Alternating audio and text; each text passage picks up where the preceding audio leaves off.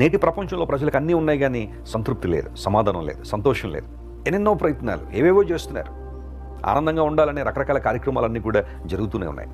అయితే లేఖనాలు ధృవీకరిస్తున్నాయి, నువ్వు నేను దేవుని మందిరంలో ఉండగలిగితే సమృద్ధి ద్వారా సంతృప్తిని పొందుతున్నావు.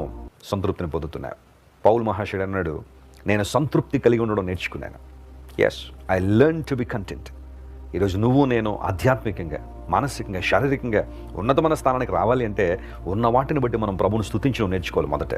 ఆ తర్వాత లేని వాటిని దేవుడు ఇస్తూ ఉంటాడు. మనకి ఏది అవసరం అది మనకి ఇచ్చే దేవుడు ఆయన. ఉన్న వాటిని బట్టి దేవునికి కృతజ్ఞతాస్తులు చెల్లించి దేవుని కొరకు వాటిని ఎలా ఉపయోగించగలవో. ఫర్ ఎగ్జాంపుల్, దేవునికి చక్కని ఆరోగ్యాన్ని ఇచ్చాడు. ప్రభువును స్తుతించు. ఆరోగ్యం లేక ఎంతమంది విలువలాడిపోతున్నారు, ఎంతమంది హాస్పిటల్ చుట్టూ తిరుగుతున్నారు. రేపు ఏం జరుగుద్దో, డాక్టర్ నోటి నుండి ఏ మాట వినాల్సి వస్తుందో, మందులకు, టెస్టులకు, వాటికి వీటికి డబ్బులు ఎక్కడి నుంచి తీసుకురావాలన్న ఆలోచన. డబ్బులు అడగగానే కొంతమంది దూరం అయిపోతుంటారు కదా, బంధువులు అనబడిన వారు. అప్పటిదాకా బాగానే ఉన్నవాళ్ళు నీకు ఏదైనా అవసరం ఉందనగానే కొంతమంది ముఖం చాటేసే వాళ్ళు ఉండొచ్చు. అదొక మానసిక క్షోభ. డబ్బులు లేని పరిస్థితి ఒకటి.